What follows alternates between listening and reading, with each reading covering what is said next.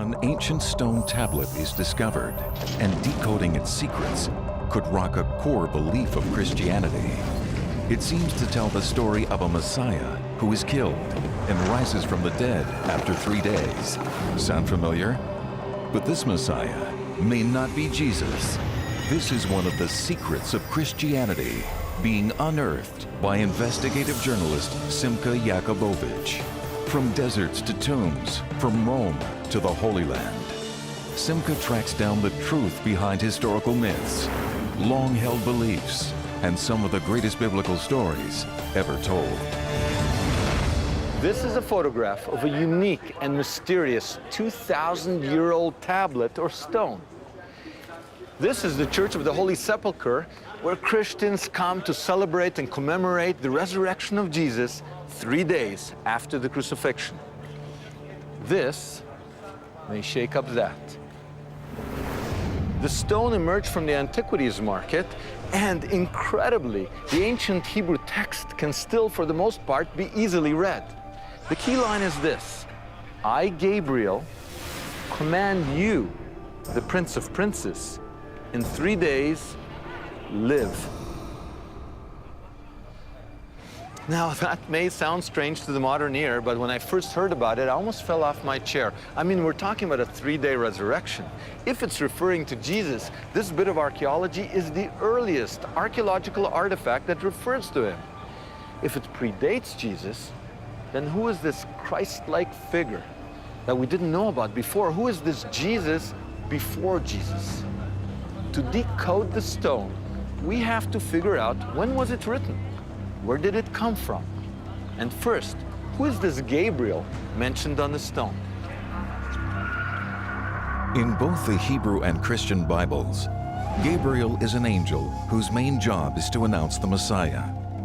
In the Gospels, he's the angel who announces to the Virgin Mary that she will give birth to Jesus. On this stone, Gabriel is not speaking to a woman. Rather, he is talking to a prince of princes, code word in Jesus' time for a Messiah. So the inscription seems to speak of a Messiah who dies and is ordered by the angel Gabriel to rise again after 3 days. Until now, this has been associated only with Jesus. But renowned biblical scholar Israel Knohl, who brought the stone to light, believes that the stone predates Jesus. Here we have, for the first time, an evidence that the belief in the death and resurrection after 3 days of a messianic leader existed even before the time of Jesus. I can already hear some of the objections. What are you saying here, that Jesus was a copycat? And I must say that's a totally unhistorical way of approaching the issue. If you think that Jesus was influenced by no one, and he knew exactly where he was going, and he landed like an alien from outer space, there's no point looking at any archaeology. But if you put Jesus in his historical context, first century Judea, he was, after all, a first century Jew, then you suddenly have to say, wait a minute, here's a man living in a country under Roman occupation. Clearly he's going to be influenced by people, and he's going to influence people. When it comes to this stone, now known as the Gabriel inscription, Knohl's theory is that Jesus was influenced by someone, since the stone predates Jesus. But does it? The answer depends on whether the inscription was written before the crucifixion. And to find out, Simcha comes to the ancient city of Jaffa in Israel to meet with Robert Deutsch. Deutsch is an epigrapher, a specialist in ancient inscriptions. He's also one of Israel's foremost licensed dealers in antiquities. So he should be able to explain how artifacts like the Gabriel stone are dated. It has here a poster of the inscription.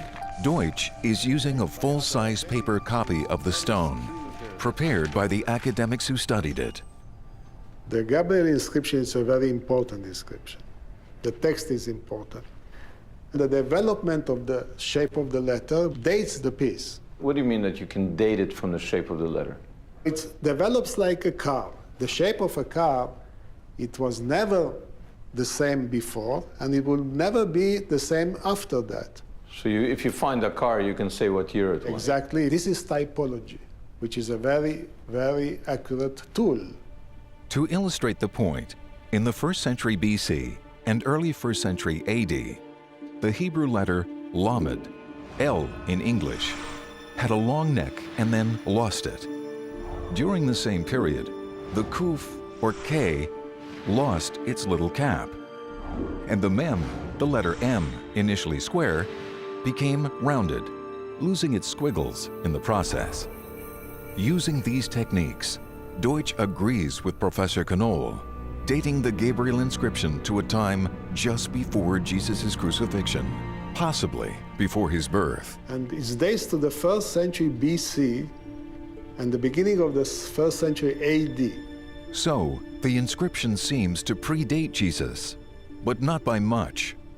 To hone in on a more precise date, Simcha needs access to the inscription.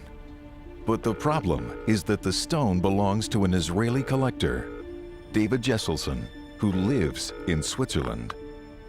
Hi, Dr. Jesselson, it's Simcha. And he won't give Simcha access to the artifact. Do you think I can say anything or do anything to convince you to let us just take a little look? Simcha isn't surprised. He believes that David Jesselson is like many collectors who don't like investigative journalists around artifacts they've purchased from sometimes shady antiquities dealers. Well, okay, if you change your mind, I think you have my email and... Simcha is determined to see the stone, but since he can't get access to the real one, he's commissioning artist Dana Bendov to make him a replica using photographs published in scholarly journals. Since we don't have access to the stone itself, this is a real one-to-one copy. Okay, so This stone, it's 3 feet high and 1 foot wide. And it's very, very, very unusual. It's got columns, it's got an incision. The letters are hanging from the lines. It's not inscribed, which is unusual for a stone. It's painted okay, with ink. with Was ink. So what I'd like you to do, because that's what you do for a living, is make me Make me this. make me this. Exactly. Building replicas is a highly specialized discipline, and the work begins right away. From the original photograph, the team of reproduction experts are using 3D computer and laser technology to recreate the multiple layers of the stone. From the painstaking carving process to laying on the letters precisely as they appear on the original stone, making the reproduction as close to a perfect copy as possible. This should help Simcha figure out its date, origin, and meaning.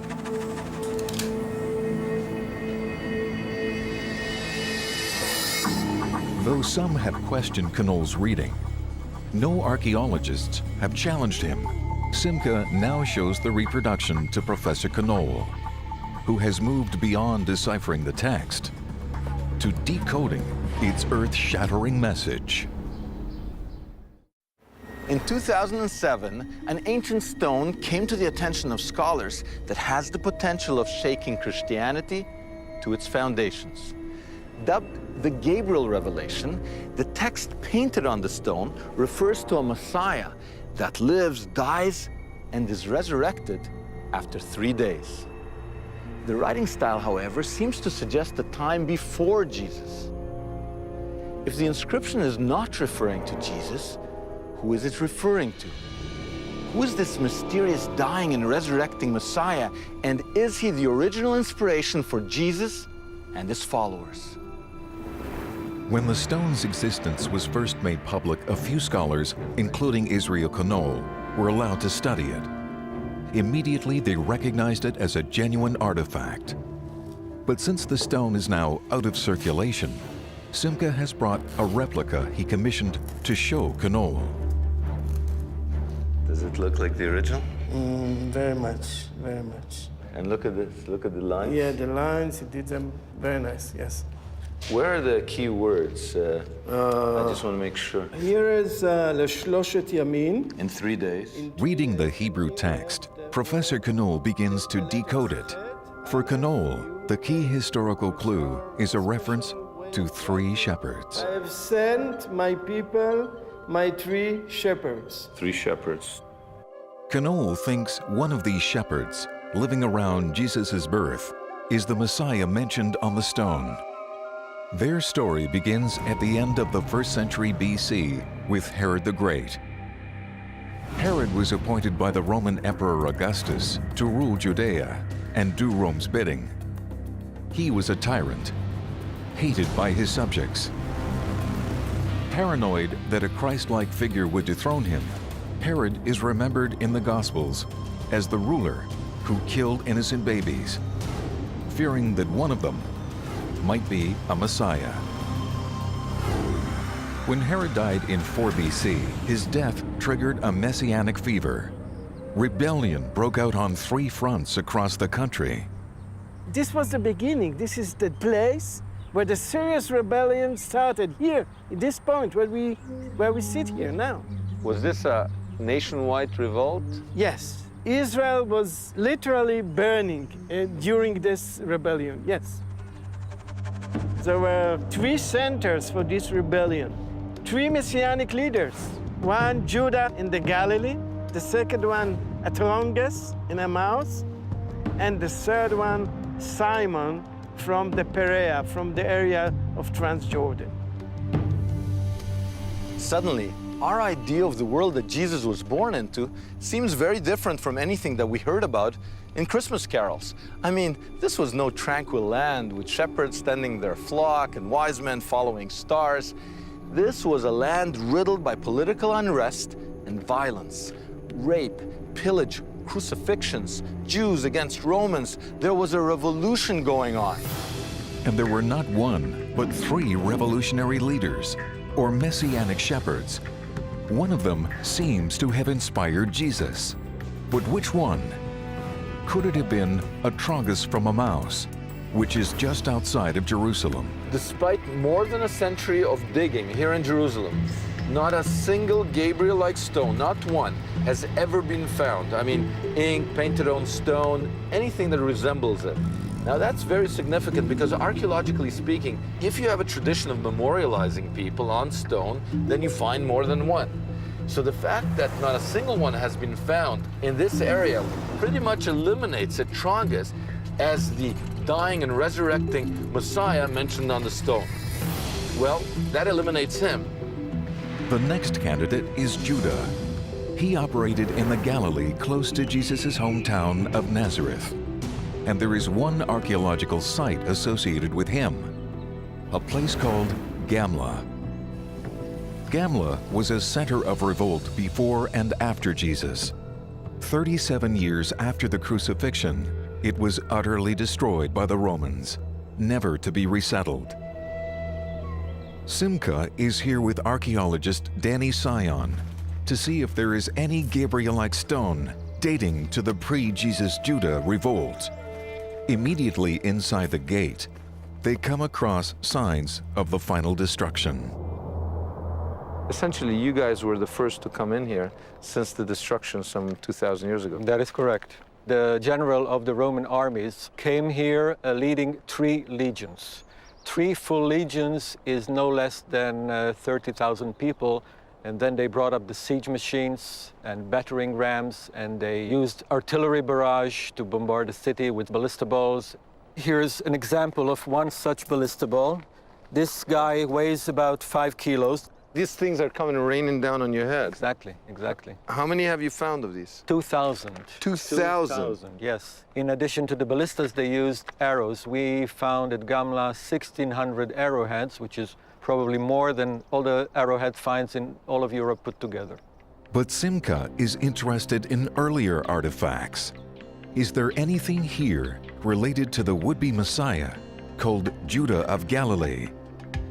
As it turns out, in the period between Judah's revolt and the final destruction of Gamla in 67 AD, the people came back and rebuilt their city.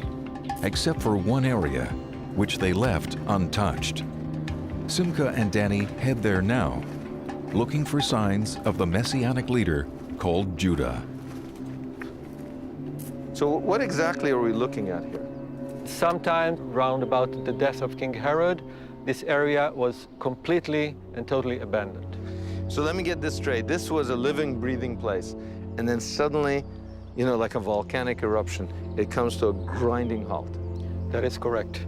But the bigger enigma is why nobody came back afterwards, because life went on around this area.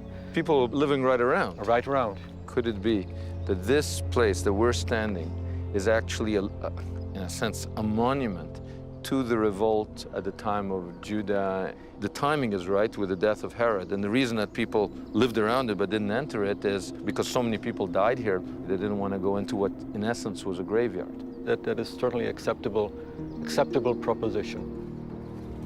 Simcha's convinced that Judah, the messianic leader who led the revolution, left such an impression on the people of Galilee that sections of their towns were left as permanent memorials.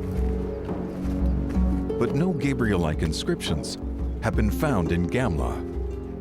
So this leaves Simcha only one candidate for the Messiah before Jesus, Simon of Perea. Perea is located on the Jordanian side of the Dead Sea. It is here that the most famous writings ever found were unearthed. They are called the Dead Sea Scrolls and are housed in a special museum in Jerusalem. Discovered in 1948, the more than 2,000-year-old documents are the oldest biblical texts ever found. When scholars first studied the Gabriel inscription, they were struck by the fact that it looked like a Dead Sea Scroll on a stone. The similarities between the scrolls and the Gabriel inscription are impressive. Both are written in ink. On both, the text is written in 2 columns, and both have the Hebrew letters suspended from the upper guidelines. All this suggests that the stone, like the scrolls, originates from the shores of the Dead Sea.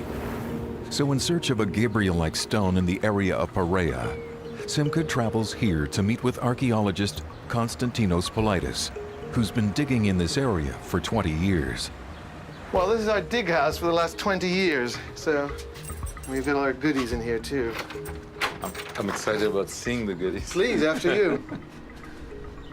Wow, talk about goodies. Oh my God. Well, I don't this is think wherever- museums have this much. Oh. well, all this is going to go into the museum, but for the moment, it's in our storage. Pottery, mosaics, human bodies in the background. Are you serious? Yeah, there's about 50 bodies back there, 50? maybe more. Yeah, this is really neat. Among the artifacts unearthed by Politis, Simcha is struck by ancient Jewish and Christian gravestones, reminiscent of the Gabriel inscription. But these don't have writings. However, Politis has a lot more artifacts in his overflowing archaeological workplace. Well, there's a number of tombstones here. We're running out of space, so we just put them in this bathroom. But like these, for instance, So what is that? it's a marker above the burial. Simcha now understands that Gabriel-like stones can be grave markers. But everything Politis has shown him is inscribed, not painted, and written in Greek. The Gabriel inscription is written in Hebrew. Well, let's see what we've got under here. We've been here for a while, but yeah. Look at that, my goodness. I have dust bunnies under my bed. We can pull out some of them. Let's see. Rough on the back. Yeah, it's a bit. Here you go. That's a Jewish one. Whoa. Very simple. It's faded, but this one is Hebrew. Politis now shows Simcha several Gabriel-like Hebrew stones. It's a tradition of writing in paint directly on the stone without engraving, and it seems to be more common amongst the Jewish ones.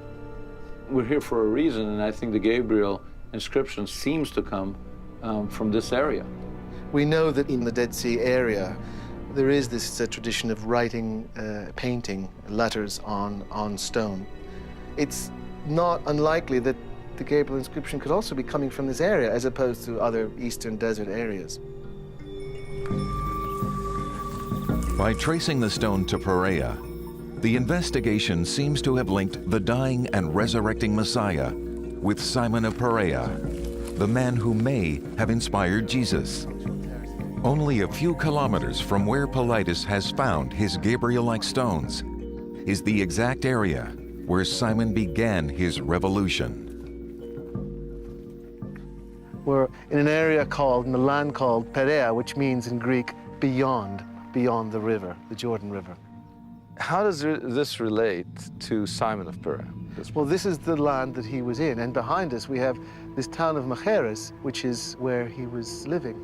A Roman, Byzantine, early Christian town, very similar to some of the buildings that have been built here. Same stones that have been reused here, same type of architecture, more or less. So basically, when we talk about Simon of Perea, he might have lived in this village, and he might have lived in a house that looked not much different than this. Oh yes, very much so. When Simon started his campaign, he seized this area first. It's a natural strategic point.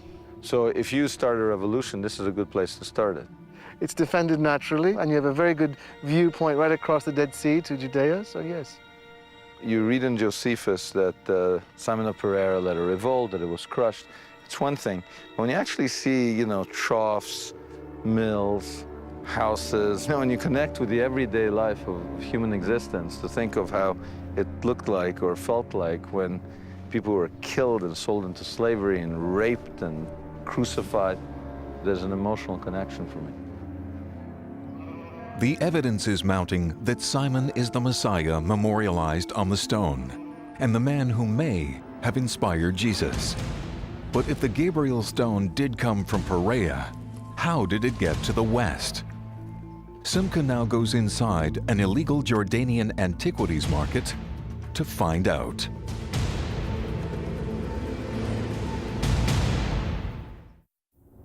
In 2007, Professor Israel Knoll drew the attention of scholars from around the world to a remarkable inscription painted on stone that refers to a Messiah that dies and is resurrected. The writing style seems to suggest a time before Jesus. The stone also talks about 3 shepherds, possibly 3 revolutionary leaders that instigate a revolution around the time of Jesus' birth. The archaeological trail has led us to one of them, Simon of Perea, modern-day Jordan. He was a would-be Messiah that died around 37 years before Jesus' crucifixion. But before we conclude that it is Simon and that he is indeed the model for Jesus, we have to make sure that we understand how a stone that originated in Perea, Jordan, made its way into the modern Western antiquities market. If he can trace the Gabriel inscription back to the antiquities market in Perea, Simca will be closer to linking the Messiah celebrated on the stone to the revolutionary leader called Simon of Perea. Here we are, we're surrounded by literally hundreds of thousands of robbed out tombs. And if you look at the entire area, the whole hill above us, All those dimples, all those holes in the side of the hill, those are robbed out tombs. looters too. They come at night and they're digging quickly, but that hole could have several tombs underneath there. And it's basically people who live around here. The people are living on top of the cemeteries of that period. Underneath the houses, when they dig the foundations, they found these things. And then when they sell 1 or 2, they see they make some money. They maybe just walk a few hundred yards right here, dig it up and sell some more. Exactly. They get what, $100? They get whatever they can get. They might get $10 or they might get 1,000, but usually we're talking about small amounts compared to what the middlemen are getting. Because the middleman is the one who sells it to gets it out of the country. So He gets it out of the country illegally. He connects with the art markets in London and Switzerland and New York, and then the price goes up astronomically. How does the market work? If the Gabriel stone was dug up in Jordan, how exactly did it end up in the living room of a collector? For an antiquity to be legally sold, it needs to have been dug up by an archaeologist, and its authenticity needs to be verified. As Simca has discovered, there is a vast underground commerce in illegal antiquities. Looters outnumber archaeologists and regularly dig up ancient artifacts, then sell them to dealers on the black market. How are you? You speak English? Our team now hooks up with one of those dealers. Transactions like this one take place in secret locations, as no one wants to be identified with this kind of illegal business. How much for this? 10,000. After buying artifacts from looters, dealers then sell their wares to collectors and tourists, but the whole thing is illegal. 15,000 GDs. 21,000 US. 20,000. This works for small souvenirs, but what about more significant artifacts like the Gabriel Stone, which fetch a substantial price on the illegal market?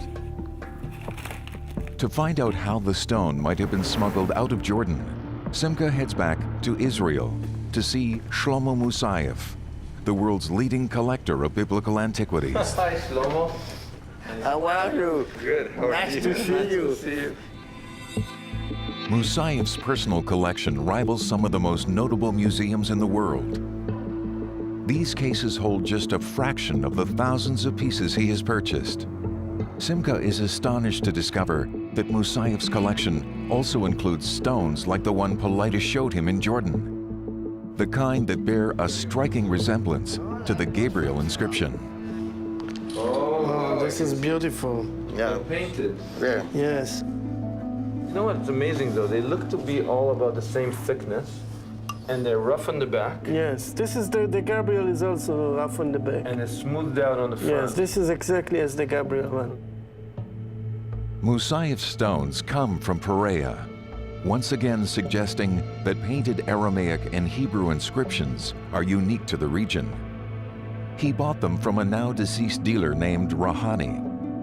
But how do dealers get large looted pieces out of Jordan and into buyers' hands? Rehani, I know, 45 years.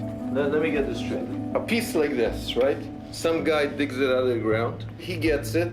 He paid off people on the airline. Yes? Yeah, And that's how it got to London. yeah, And then he comes straight to you. yeah. Since Rahani was the address for high-end archaeology that originated in Perea, and Musayev knew Rahani for 45 years, Simca decides to take a chance. Okay, so what I want to know is this. Did you ever encounter a piece much bigger, 3 feet high? The one that was recently published? I saw it, it is in Zurich. Rehani showed it to you? Sure, he showed me, Why didn't you buy it? because he asked me such a big price, How much did he ask for it? $200,000. $200,000. But what would you have been prepared to pay at that time? 150. You would have paid 150,000? Yeah, no more. Simca's now unraveled many of the stone's secrets. The writing style, the archaeology, and the way the stone appeared on the antiquities market all point to Perea as its place of origin. Simca has also discovered that a rebel named Simon came from this area and that his followers thought he was a Messiah. Israel Knoll believes that he has found strong textual evidence suggesting that Simon's followers were the first to claim that their leader rose from the dead. The argument centers on a word mentioned on the stone that is meaningless to anyone except a biblical scholar. The word is domen, which means dung. But Knoll points out that every biblical reference to domen means one thing only: rotting flesh.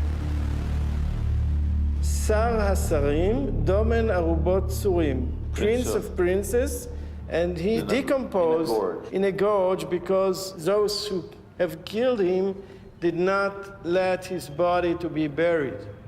Around the time of Jesus, the story on the stone seems to fit Simon and no one else. Simon's story goes like this. At first, Simon was successful. He defeated a Roman garrison and crowned himself Messiah. The Romans went after him with a vengeance, and they chased Simon into a Perean gully like this one. After a bloody battle, they decapitated him. To further demoralize his followers, they didn't allow them to bury his body. This is the very story Knohl believes he has decoded on the stone. But really, this makes sense. I can just see a battle, right? They can come in here. A few people can hold off a lot of people, but they can get surrounded. So the leader wants to get a little bit of a better position, right? He runs up a place like this. He's chased. He's literally met. He's surrounded from that side. He's decapitated. You know, he falls. He dies in a place like this, you know? And then, you know, his body is all over the place. And then it's easy to guard so that the followers can't come to even bury their dead. Lying down here, decomposing. His body is turned into dung, domen. This word is used several times in the Bible where somebody is not allowed to be buried. His body stays outside and rots, like these animals that we see here. But if Knohl is right, and Simon is the man memorialized on the stone, why would his followers continue to call him a Messiah after his violent death? After all, a Messiah was supposed to defeat his enemies, not be defeated by them. It is at this point that Knohl's detective work becomes most controversial. We've been investigating an ancient Hebrew inscription written around the time of Jesus' birth that tells the story of a Christ-like figure who comes back to life 3 days after he's killed. Our sleuthing has led us to a man called Simon of Perea. Simon's followers believed he was the long prophesied Savior, sent to free them from Roman rule. Every text in the Hebrew Bible that talks about this king is coming, he does two things. He executes justice and righteousness in the land, and then he goes and conquers basically the entire world and brings it all under the rule of God. I mean, this is the Messiah. This is his resume, his job description.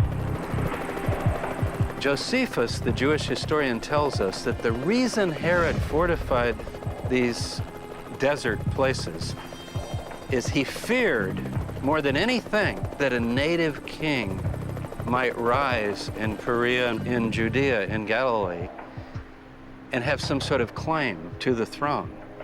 Now, this is very interesting. What could some peasant, like a Jesus figure, even before Jesus, we've got a number of people that come along. They don't have an army, they don't have power, they don't have the wealth or the influence of Herod. He could order 1,000 troops at any moment to do anything. What they have is this pedigree. If anybody is a descendant of King David and begins to get the religious call to say, I think I'm the one, there's the potential for hundreds of thousands of Jews to flock to this person and make him king. Thousands of people did flock to Simon's side.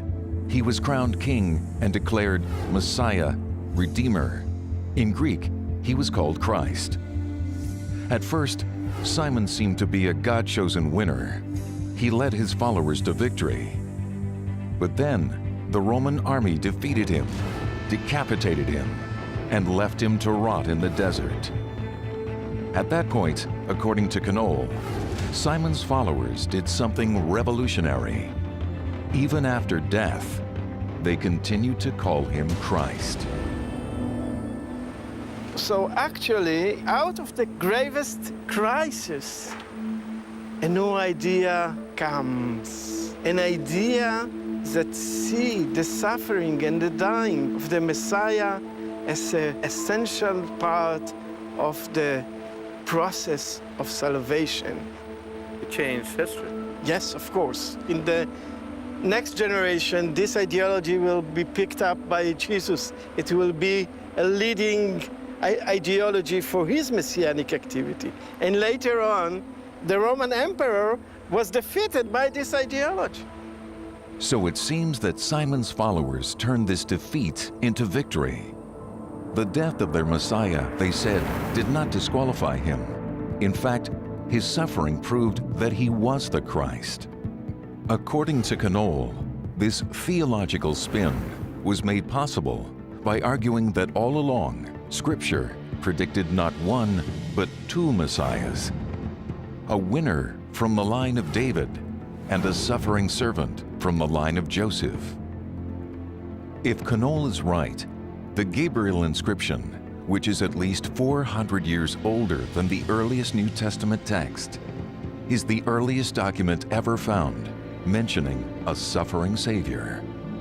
Now we have the perfect, The smoking gun. the smoking gun. The Messiah, son of David, and the Messiah, son of Joseph, are appearing in the same line in this document. Two Messiahs. Two Messiahs, the triumphal Messiah and the suffering Messiah, are both here.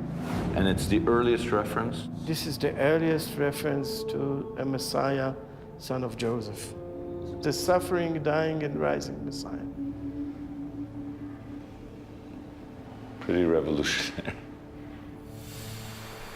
We've got a text now that shows us this notion of a suffering Messiah who's raised from the dead is already being developed within Judaism. So it's not something Jesus came up with. It's not something the disciples came up with. It's something that is beginning to develop out of the hard experience of the Jewish people, which is everyone we put our hope in is killed. Why is this happening to us? But if Simon was the original model for Jesus, this still leaves one important mystery to be solved. How could Jesus have been influenced by Simon? After all, one died in what is now Jordan, and the other lived a month-long journey away in the Galilee. It seems that the Gabriel inscription has been decoded. It was probably a gravestone that marked the place where Simon of Perea was cut down by his Roman enemies. A reference to three shepherds or messianic figures led Simcha to three revolutionary leaders that died at the time of Jesus' birth. A reference to one of them decomposing in a gully implies that the would-be Messiah was Simon of Perea. A further reference to the angel Gabriel suggests that Simon's followers believed that he was resurrected 3 days after his death. Finally, a reference to a suffering servant seems to be the first text ever found describing the long-awaited Messiah not as a winner, but as a loser. All these clues taken together point to Simon of Perea as the original model for Jesus of Nazareth. We have a new insight with this Gabriel text. It kind of nudges us toward the idea that Jesus, before he dies, is already anticipating, not because God told him in a miracle or because he's the Son of God and therefore he knew everything, but he's struggling, wondering, where do I fit in? What is my role? What did the prophecies say about someone like me? And he begins to talk in these riddles that's throwing everybody off. And he takes his inner group aside. They have a talk about, is he the one? And he basically admits, yes, you've got it, I am the one. They're thinking, oh, then we're gonna march down to Jerusalem, take over, armies of angels will command, and it'll all be over. And he says, no, no, no.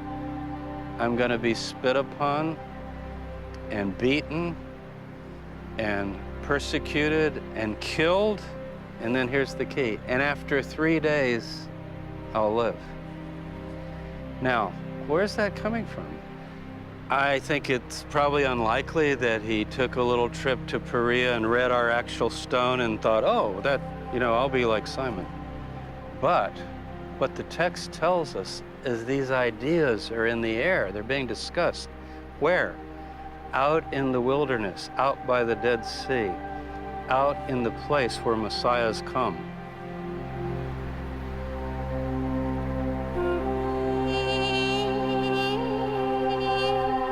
But how would Jesus, who lived in northern Israel, have been influenced by Simon, who lived in Perea, modern-day Jordan? I mean, the two are 130 miles apart, a month-long journey in Jesus' time. Well, it turns out that in precisely the same location where Simon lived and died, Jesus' cousin, John the Baptist, lived and was beheaded. In order to fill in the last piece of the puzzle, Simcha travels with Israel Knoll to Machaerus and Perea, where John the Baptist was imprisoned by Herod the Great's son, Herod Antipas. Like Simon and Jesus, John the Baptist was preaching a religious revival that set him on a collision course with the Roman authorities. And it is here, in this stronghold, that John the Baptist lost his life. If we are asking ourselves, how is it possible that Jesus got this ideology? Who was the link? How was the connection made? Between Simon of Between Perea? Simon of Perea and Jesus. Because when Simon was killed, Jesus was probably 1 year old, 2 years old. He couldn't talk to him, of course. So the ideal solution would be either John the Baptist himself or other people around him. John the Baptist had a large following. Many thought that John was the long-awaited Messiah. But John seems to have deferred to Jesus. He even baptized him. Knoll believes that John, who spent time in Perea, must have known Simon and believed in him. Perhaps after Simon's death, the Baptist brought Jesus into the fold.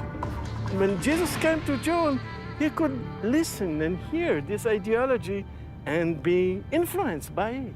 So really what we're talking about is that this world-changing idea of a suffering Messiah, a suffering, dying, and rising Messiah was born here. And that the link between this idea that grew up around Simon of Perea and Jesus may have been Jesus' cousin, John the Baptist, who was beheaded right here.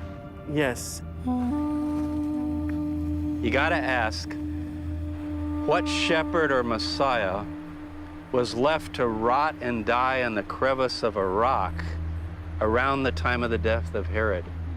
I mean, it's rare that we can do this. We can pretty well say, I think, this is this Shimon, Simon. And Professor Israel Knoll has solved a mystery, I think. At this moment of 4 BCE, the Romans thought, okay, we crushed this rebellion. We killed the Messianic leaders. Simon is dead in Transjordan in a narrow valley there. At the end, but this will take time, Rome will be conquered by disbelief, by the followers of disbelief. So the Jewish Messiah wins out. The Jewish Messiah, transforming to the Christian Messiah, will defeat the Roman Empire. Some 2,000 years ago, Simon's followers came up with a revolutionary, world-altering idea. Namely, that a defeated Messiah is not a false Messiah. They argued that the defeat, the suffering, the death, and the resurrection of the Messiah is an essential part of redemption. This idea that grew up around Simon in a desert like this is still celebrated in every church where Jesus is worshipped.